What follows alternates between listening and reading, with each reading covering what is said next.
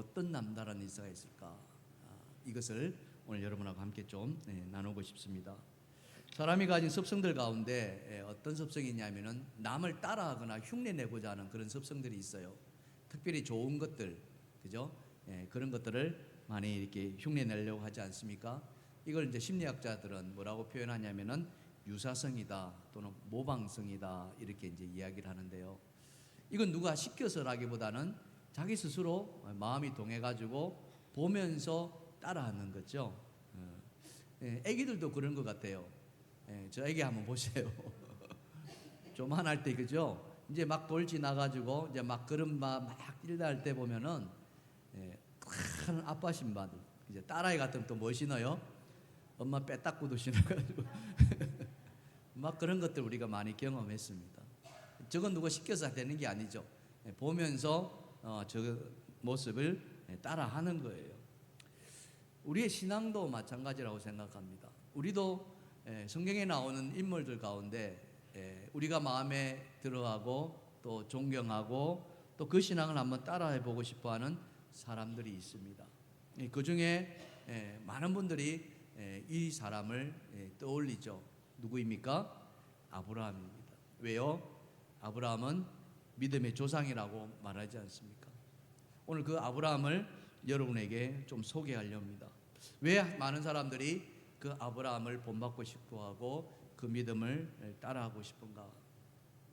그 믿음의 행복은 도대체 무엇인가? 이것이죠. 이 아브라함을 보면서 오늘 우리 안에 이 아브라함과 같은 그런 믿음의 행보가 생겨나고 그 믿음을 따라가시는 그런 여러분 되기를 주님의 축복합니다. 그렇다면은 아브라함에게 가지고 있는 남다른 은사, 왜 아브라함이 믿음의 조상일 수밖에 없고 왜 그가 하나님 앞에 축복받은 인생이 될 수밖에 없었는가? 그에게는 남다른 은사가 있었다는 거예요. 오늘 그 은사를 오늘 본문의 말씀을 중심으로 함께 좀 살펴봤으면 좋겠습니다. 자, 첫 번째 주제입니다. 다 같이 한번 읽어볼까요? 시작.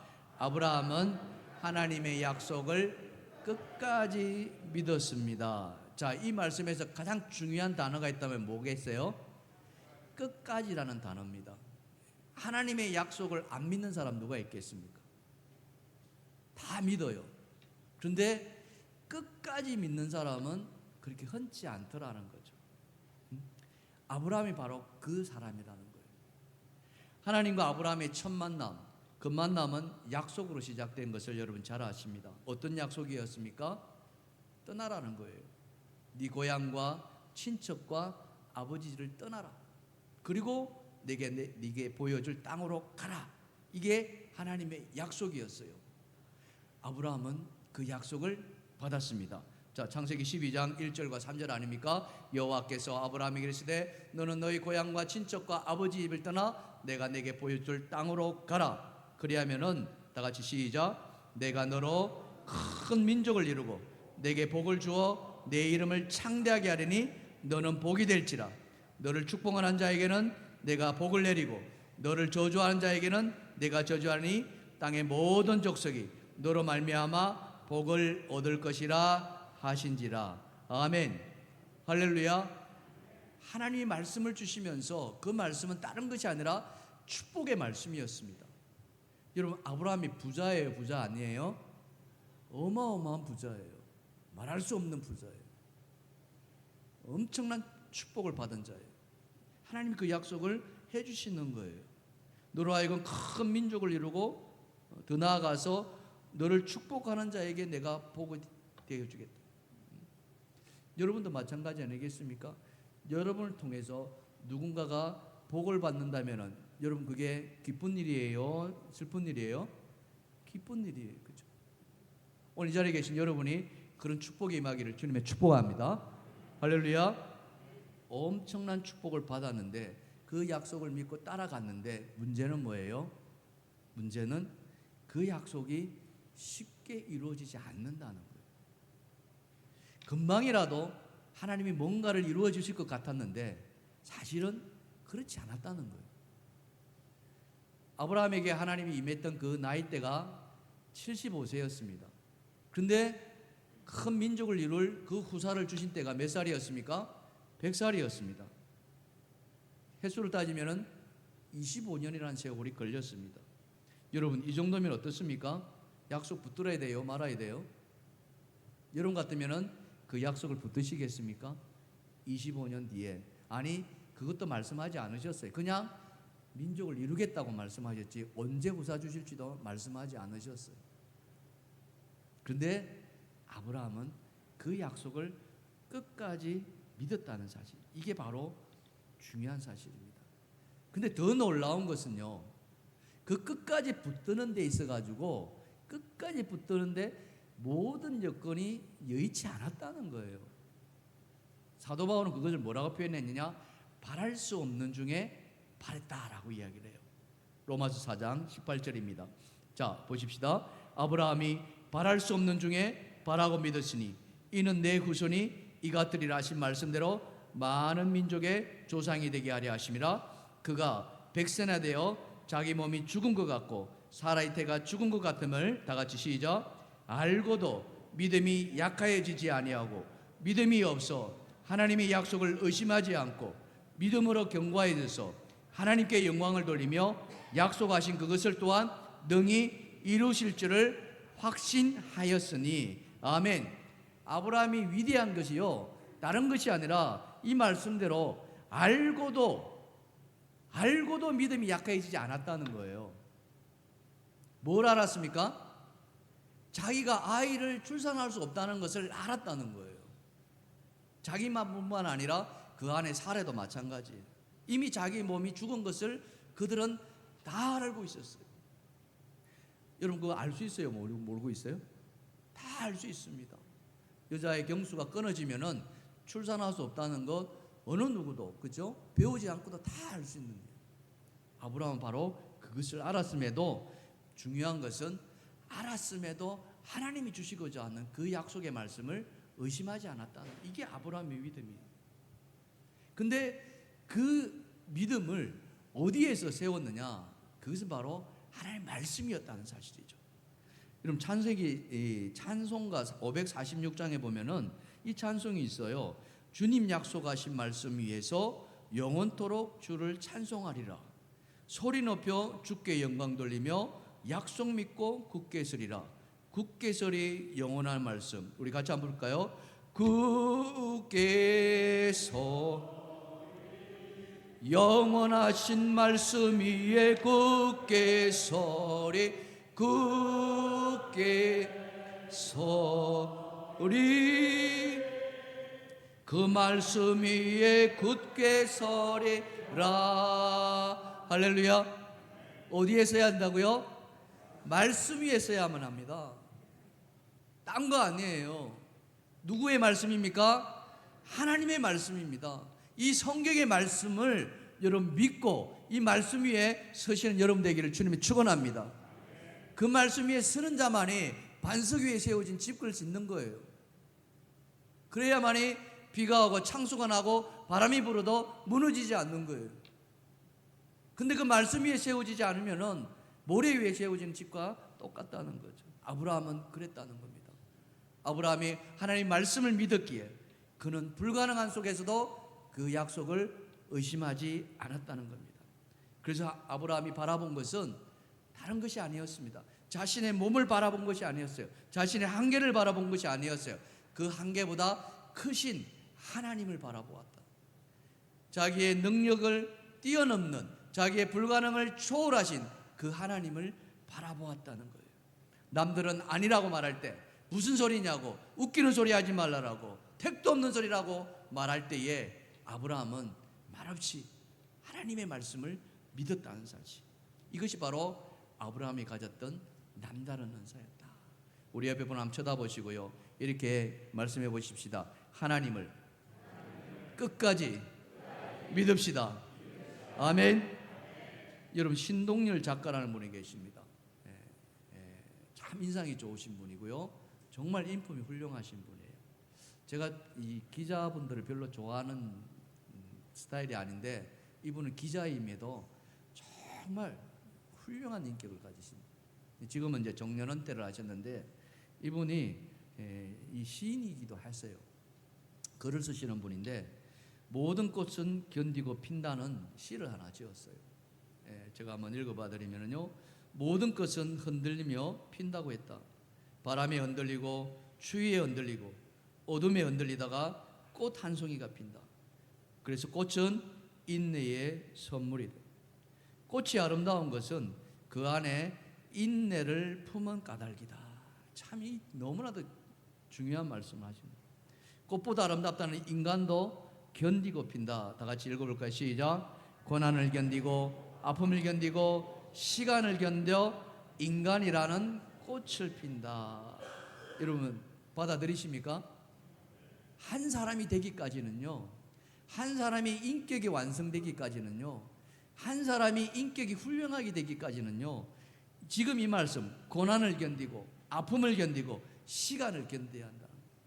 저절로 어른이 되는 것 같지만, 자식은 나올 수 있지만은, 그러나 어르신이라고 대접받을 수 있는 것은 아무나 되는 게 아니라는 거예요.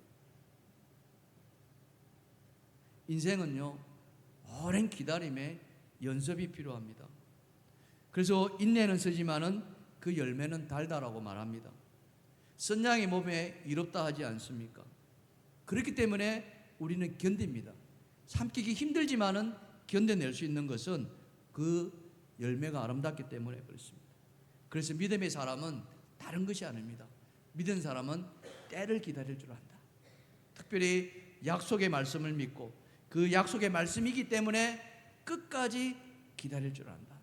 아브라함이 바로 그런 은사가 그에게 있었다는 사실이죠. 사랑하는 성도 여러분, 아직 우리의 인생은 완성되지 않았습니다. 아직 우리의 인생은 앞으로 가야 할 때가 많이 남아 있습니다. 여러분 다 이루셨나요? 그렇지 않으시리라 생각합니다. 여러분 이루고 싶은 것이 무엇입니까? 이 남은 인생에 어떤 인격을 품고 싶으십니까? 오늘 아브라함처럼 약속의 말씀을 끝까지 믿으시며 그 약속의 말씀 위에 굳게 서시기를 주님의 이름으로 축원합니다. 축원합니다. 자, 두 번째로 아브라함에게 있었던 남다른 은사, 그것은 뭐였을까요? 다 같이 시작. 아브라함은 관심을 가지고 늘 주변을 살폈다. 자, 여기에 중요한 단어가 있습니다. 무엇입니까? 관심입니다. 또 뭐가 있습니까? 주변입니다.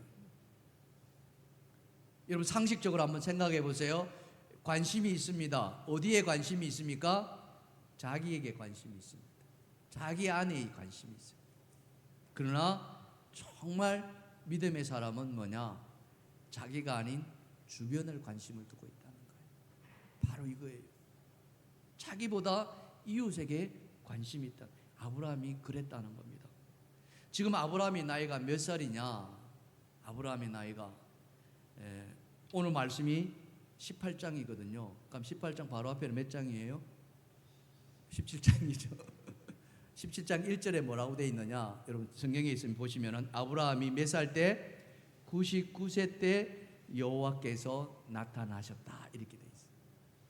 99살 때. 99살 때 하나님 나타나셨다는 게 얼마나 큰 축복이겠습니까? 근데 이때 아브라함 인생에 중요한 전환점이 일어납니다. 두 가지가 일어나는데요. 첫 번째가 뭐냐? 아브라함의 이름이 바뀌어 버립니다. 아브라함의 원래 이름이 뭐였습니까? 아브람이었어요. 근데 그 아브라함이 99살 때 뭘로 바뀌어요? 아브라함으로 바뀌어요. 모든 민족의 아버지라고. 옛날 성경에서는 열국의 아비라고 표현했지요.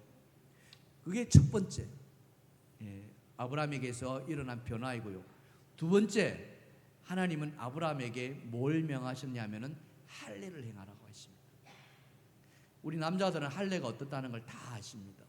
그게 얼마나 고통스럽다는 것도 알고 있고요. 그런데 할례가 뭔지도 모르는, 할례가 있지도 않은 그때에 하나님이 99살인 아브라함에게 할례를 행하게 하셨습니다.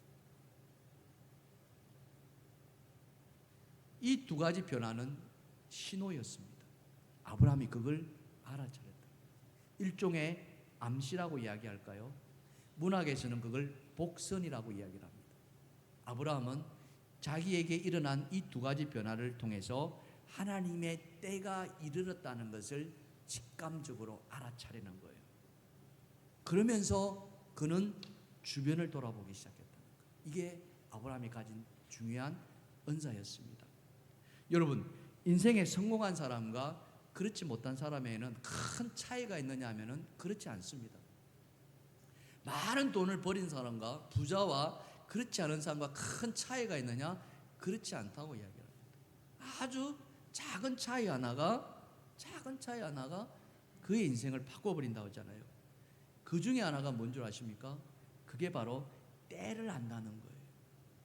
한 걸음 더 나아가서 때를 알고 기다릴 줄 아는 사람, 그 사람이 성공한다고 이야기를 합니다. 자연의 이치가 그렇지 않습니까? 우리는 자연의 이치 속에서 그 성공의 원리를 볼 수 있어요. 여러분, 씨가 떨어져서 열매 맺기까지에는 분명한 시간의 기다림이 있습니다. 그렇지 않습니까? 땅에 떨어져서 움을 틔우고 싹이 나고 그 다음에 잎이 무성해지고 꽃이 피어야 됩니다. 그리고는 꽃이 져야만이 열매가 비로소 맺히게 되는 거예요.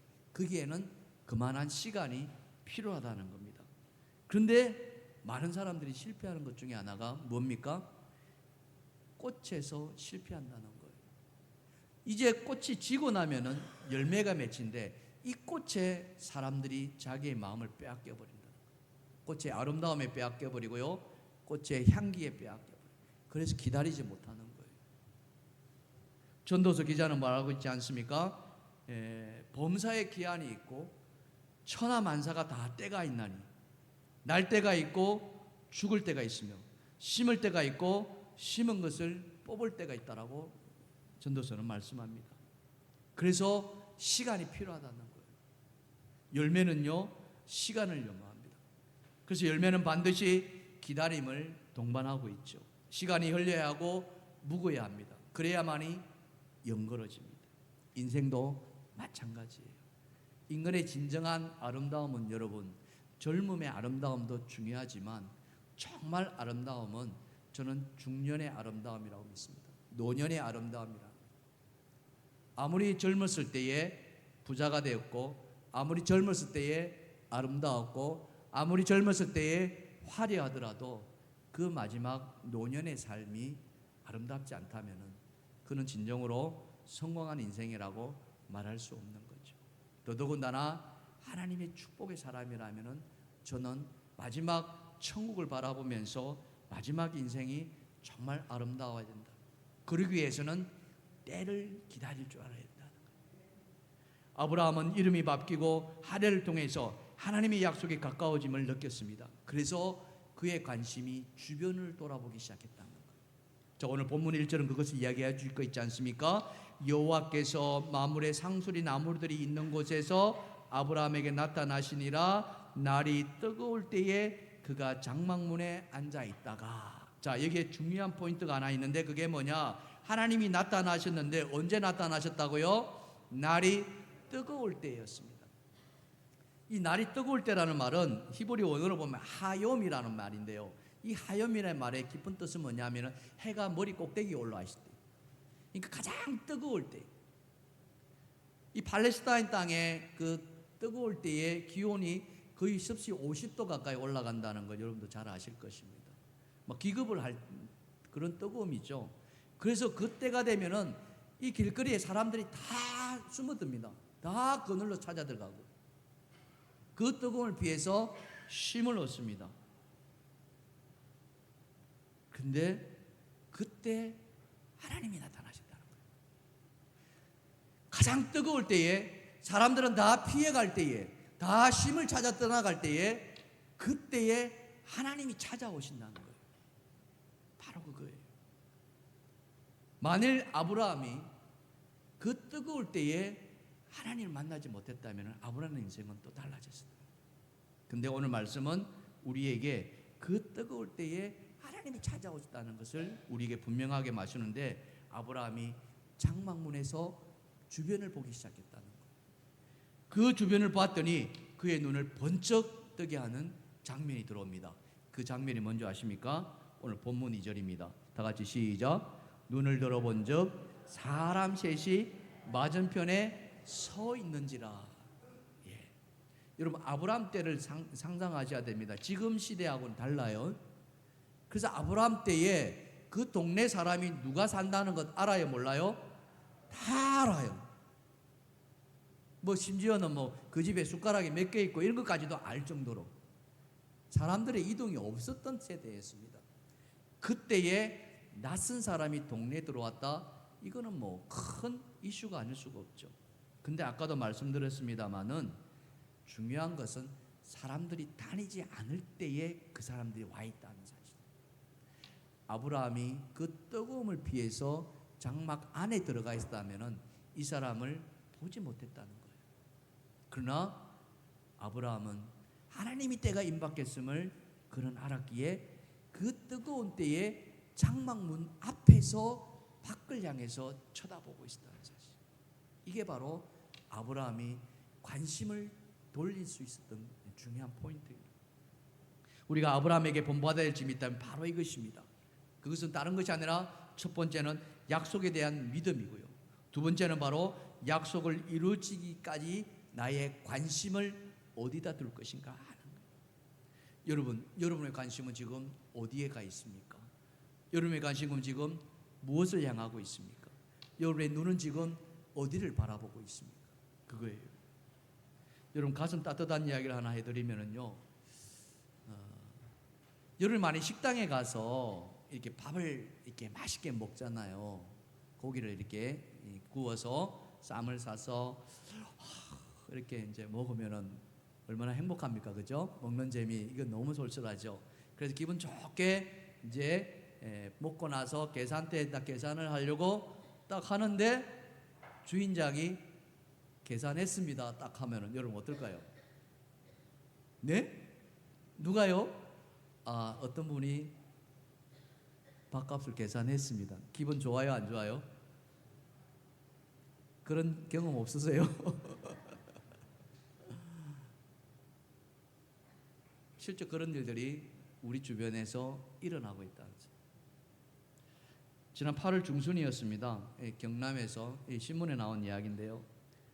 군인들이 이 외출을 나왔나 봐요. 그래서 외출 나온 김에 맛있는 고기를 먹었대요. 아마 많이 먹었겠죠, 군인들이니까. 한 20만 원 정도, 적지 않은 고기죠, 그죠? 많이 먹었어요. 그래서 이제 군인들이 다 먹고 나와서 계산하려고 딱 하니까 계산이 됐다는 거예요. 군인들이 입이 막 걸려버린 거예요. 아니 누가? 사장 이야기로는 다른 자리에 앉아있던 어떤 한 분이 당신들 모습을 보고 계산하고 나갔다 이러는 거예요. 이 군인들이 얼마나 감사하면서 또 미안하겠습니까? 그래서 그 가게 주인한테 그 사람 연락처를 좀 달라 이랬더니 마침 알고 있었던 사이인가 봐요. 연락처를 줬어요. 전화를 했더니 안 받은 거예요. 그러니 이 군인들이 거기에서 말 수 없고 이렇게 이제 문자 메시지를 보냈더니 그 값을 계산하신 분이 문자를 보내온 거예요. 이제 저게 이제 카톡을 주고받았던 내용입니다. 그 위에는 이제 군인들이 너무 맛있게 먹어서 감사한데 얼굴도 알지 못하는 분이 저희들 위해서 이렇게 사주셔서 너무 감사합니다. 그래서 받은 금액이 크다 보니까 어떤 이유로 사주셨는지 정말 궁금합니다 하고 문자를 메시지를 보냈더니 이분이 이렇게 답을 보냈어요. 크지 않습니다, 지금 저에게는. 하지만 그대들이 국가에 노고하시는 부분은 결코 작지 않습니다. 저희 아들도 몇 년 안에 군대라는 곳에 갑니다. 내 아들이 간다고 해준 것이 아닙니다. 다만 국가를 위해 고생하는 그대들이 아름다워했습니다. 저도 보잘것없는 사람입니다. 하지만 이 다음 말이 정말 중요한데요. 같이 한번 읽어볼까요? 시작. 그대들도 사는 데 있어 아름다운 영향력을 발휘하고 멋진 인생을 사시길 바랍니다. 고맙습니다. 파이팅 하세요. 여러분, 영향력을 발휘하는 무슨 말입니까? 내가 살아가는 동안 당신을 통해서 누군가가 기쁨을 누릴 수 있는, 우리는 그걸 피스메이커라고 이야기를 하고요. 우리는 그리스도의 향기라고 이야기합니다. 여러분, 20만 원 우리 인생에 큰 돈인가요? 아니면 작은 돈인가요? 한 끼 생각하면 굉장히 큰 돈이죠. 근데 우리 인생 전체 살아가는 가운데 20만 원은 어떻습니까? 그건 아주 일부분입니다. 근데 이 20만 원 가지고 이 젊은 군인들한테 이들에게 선한 영향력을 줄 수 있다는 거예요. 아마 이 군인들 가운데는 너무나 좋았기 때문에 이것을 이 인터넷에다가 올려서 많은 사람들이 공유하게 하는 거 아닙니까? 그러면서 이걸 보고서 많은 사람들이 이 세상은 참 그래도 따뜻한 세상이구나, 살만한 세상이구나, 감사하다, 이런 것들을 막 느끼고 감동한다는 거예요. 이 밥을 얻어먹었던 이 군인들 중에 누군가는 분명하게 그들의 삶이 달라질 수 있다고 저는 믿습니다. 여러분, 부자라는 게 무엇입니까? 먼저 여러분에게 묻습니다. 여러분, 부자 되기를 원하십니까? 여러분, 부자 되시길 바랍니다. 할렐루야. 부자 되십시오. 하나님은 우리에게 축복해 주셨습니다. 최초의 인간을 만드시고 그 인간에게 생육하고 번성하고 땅에 충만하라, 이 세상을 다스리라는 그런 축복하셨어요. 아브라함에게도 마찬가지 아닙니까? 모든 민족의 아버지가 되게 하시고 너희를 축복하는 자에게 축복해 줄 것이고, 실제로 아브라함은 어마어마한 부자가 되었어요. 우리가 부자가 되어야 될 이유는 다른 것이 아닙니다. 이 세상을 더 아름답게 만들어 가는데 그 부가 쓰이시면 된다고 믿습니다. 할렐루야. 내가 가지고 있는 것을 가지고 어떻게 쓰느냐, 저는 이게 그 사람의 인격이라고 저는 믿습니다. 정말 따뜻하지 않습니까? 우리 여기 장로님 앉아 계십니다만 지난 봄 대신방 때 우리 청장년교구 토요일 날 이제 신방을 하고 이제 나왔어요. 그래서 오면서 날씨가 더워서 냉면 먹으러 갔어요. 시원한 냉면. 그래서 냉면 먹고 딱 들어갔는데 거기에 우리 교인이 앉아서 식사하고 계시는 거예요. 가족들이 와가지고 반가웠죠. 반갑습니다. 이렇게. 그래서 이제 같이 이제 다른 자리에 앉아서 냉면 시켜서 먹었어요. 맛있게 먹고 나와서 계산하려고 딱 했는데 계산이 어떻게 해요? 돼버렸어요. 그 순간에 계산하러 가셨던 우리 장로님이 너무 감사했고 저도 마음이 굉장히 기뻤습니다. 뭐 그게 얼마나 됐겠습니까? 그죠? 냉면값. 제 사람은 냉면값이 됩니다. 근데 그 마음이 너무 따뜻해요. 너무 감사해요. 작은 것으로 이 사람들의 마음을 기쁘게 할 수 있다. 저는 그게 은혜라고 생각해요. 우리가 이 땅 살아가는 동안에 우리가 어디에 관심을 둘 것인가? 성경은 이야기합니다. 육체를 따라 심는 자는 육체로부터 썩어질 것을 구하고 성령을 따라 심는 자는 성령으로부터 영생과 평강을 얻을 것이라. 할렐루야. 할렐루야. 여러분 안에 여러분이 가진 것으로 많은 사람들에게 유익을 끼쳐 나가시는 그런 여러분 되시기를 주님을 축복합니다. 그래서 내 관심을 나에게 두는 것이 아니라 내 주변을 돌아볼 수 있다면 그것이 바로 하나님의 축복이 여러분에게 임하는 그런 통로가 되리라 저는 믿습니다. 마지막 세 번째로 아브라함에게 있는 남다른 은사, 그것은 무엇이었을까? 자, 다 같이 세 번째 주제 같이 한번 읽어봅시다. 시작. 아브라함은 낯선 사람에게 최상의 것으로 섬겼다. 여기에 중요한 포인트가 있는데 무엇입니까? 낯선 사람이고 또 무엇입니까? 최상이라. 여러분 잘 한번 생각해 보세요. 내가 잘 아는 사람에게 최상의 것을 섬깁니까? 모르는 낯선 사람에게 최상의 것을 섬기십니까? 일반적으로. 그렇죠? 아브라함이 남달랐다는 것은 바로 인 거예요. 내가 잘 아는 사람이 아니라 낯선 사람. 오늘 성경에 배우면은 나그네입니다. 나그네에게 최상의 것을. 오늘 본문 2절 다시 한번 보실까요? 본문 2절. 눈을 본적 사람 셋이 맞은편에 서 있는지라 그가 그들을 보자 곧 장막문에서 다 같이 시작. 달려나가 영접하며 몸을 땅에 굽혀. 예. 아까도 말씀드렸지만 그 뜨거운 때에 아무도 다니지 않는 그 대낮에 낯선 사람이 아브라함의 눈에 들어왔습니다. 그가 나그네라는 것을 한눈에 알아버렸어요. 그런데 그 나그네를 향해서 아브라함이 어떻게 합니까? 달려나갔습니다. 자, 아브라함이 몇 살 때라 했습니까? 99살이 되어 있습니다.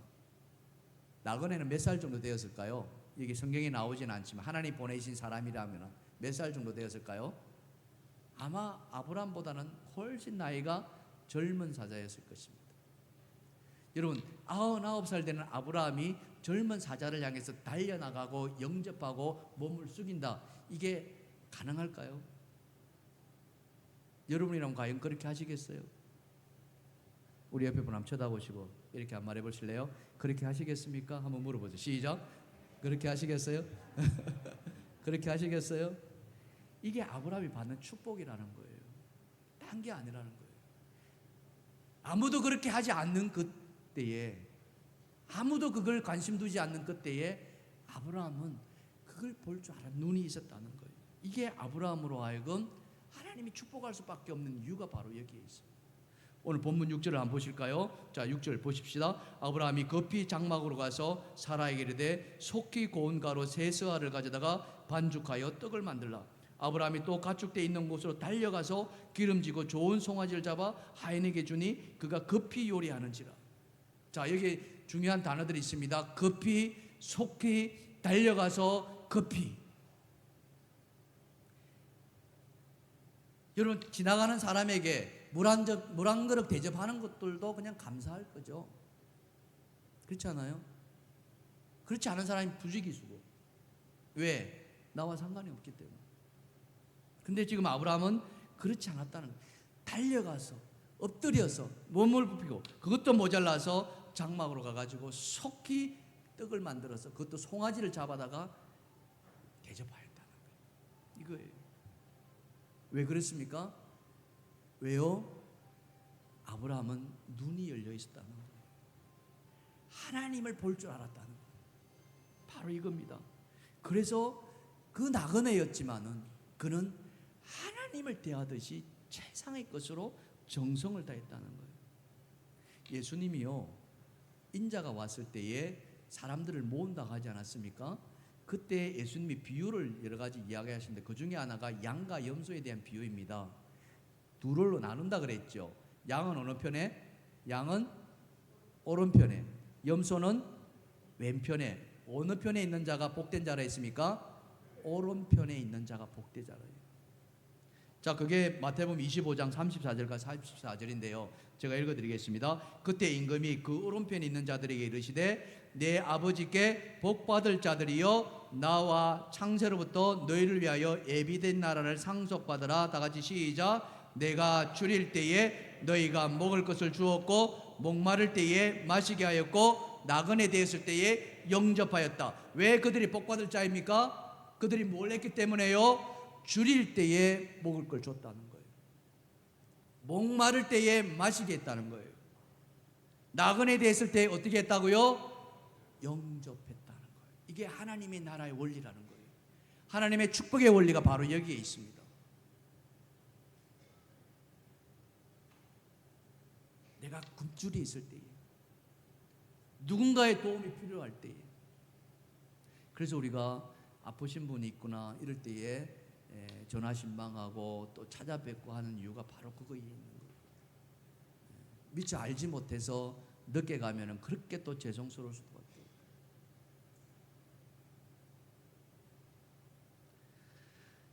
예수님이 이 말씀을 하시자 의인들이 묻습니다. 언제 우리가 그렇게 했습니까? 라고 물으니까 예수님이 또 말씀하시기를, 마태복음 25장 40절입니다. 내가 진실로 너희에게 이르노니, 다 같이 시작. 너희가 여기 내 형제 중에 지극히 작은 자 하나에게 한 것이 곧 내게 한 것이다. 어떤 자에게요? 지극히 작은 자에게. 바로 이겁니다. 이것은 무엇을 의미합니까? 큰 것으로 섬긴다는 이야기가 아니에요. 지극히 작은 자, 하나님이 보내신 자, 하나님이 보내신 자, 바로 이거예요.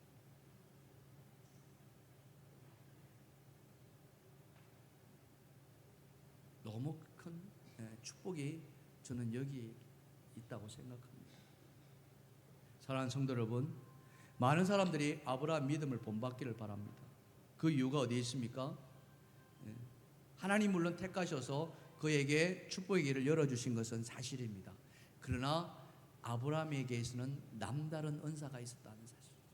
축복받을 수밖에 없는 은사, 하늘 문을 열 수밖에 없는 은사.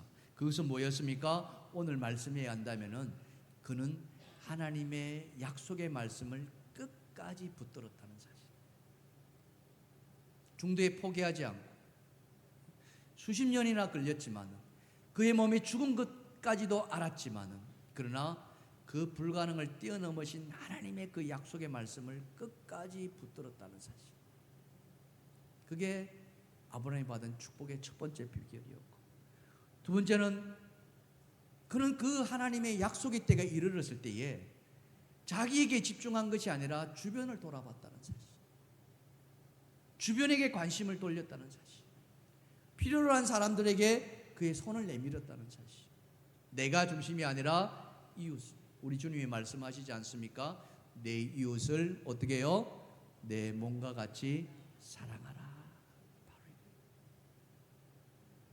그러면서 마지막으로 뭡니까? 나그네, 지극히 작은 자를 최상의 것으로 영접하고 대접했다는, 여기에 축복의 원리가 들어가 있다. 이랬더니 얼마나 큰 축복을 받습니까? 성경은 우리에게 늘 말하죠. 골로새서 3장 23절입니다. 다 같이 시작. 무슨 일을 하든지 마음을 다하여 주께 하듯 하고 사람에게 하듯 하지 말라. 바로 이겁니다. 무슨 일을 하든지. 제가 오늘 광고 시간에 여러분 주부에도 보셨습니다만은 이제 다음 주면은 구역 모임이라는 것이 시작됩니다. 몇 년 동안 열지 못했던 구역이 마침내 열립니다. 기대감이 있는 거예요. 그래서 우리 구역장님들 새로 세우시고 이렇게 수고를 좀 부탁드렸습니다. 하고자 하는 형편이 안 되었음에도 기꺼이 맡아주신 것에 대해서 너무 감사드립니다. 여러분 이왕 맡으신 거 정말 죽게 하듯 한번 섬겨봐 주십시오.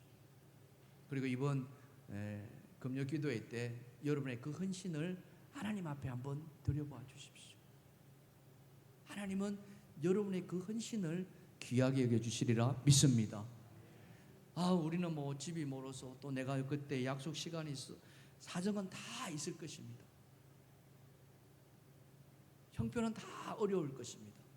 그렇지만 그 형편과 그 환경과 그 제한을 초월할 수 있는 믿음을 하나님 앞에 달라고 기도해 보시지 않으시겠습니까? 지금 내 형편으로는 도저히 그 시간에 하나님 앞에 드릴 수 없지만 하나님이 허락해 주신다면 오늘 이 말씀을 의지하여서 제가 한번 하나님 앞에 헌신해 드리겠습니다 하는 여러분의 작은 헌신, 그게 바로 사람에게 하지 않고 주께 하는 이 아브라함의 헌신이라는 거죠. 그렇게 헌신했더니 하나님이 어떤 축복을 허락하십니까? 오늘 본문 9절과 10절입니다. 자, 그들이 아브라함에게 이르되 내 아내 사레가 어디 있느냐? 다 같이 시작. 내년 이맘때 내가 반드시 내게로 돌아오리니 내 아내 사라에게 아들이 있으리라. 할렐루야, 할렐루야. 하나님이 이처럼 시간을 정해놓고 하나님이 이 아브라함에게 축복해 주신 것은 단 한 번도 없었어요. 내년 이맘때에 네 아내, 이미 그 몸이 죽었던 그 아내 사라에게 아들이 있게 해주시겠다. 바로 이게 하나님의 신실하심이시죠. 아브라함의 이와 같은 남다른 은사가 마침내 열매를 맺게 되는 것입니다. 사랑하는 성도 여러분, 여러분 삶 속에서 이 불가능 속에서도 가능하게 하시는 하나님 그 약속의 말씀을 믿고 끝까지 기다리시면서 여러분 관심을 주변에 돌리시면서 그러면서 나그네에게 지극히 작은 자에게 여러분 삶을 정성을 다해 드리신다면 하나님 반드시 아브라함에게 주시는 이 축복이 여러분에게 임하리라 믿습니다. 그런 축복받는 여러분 되시기를 주님의 축원합니다. 축원합니다. 축원합니다. 우리 함께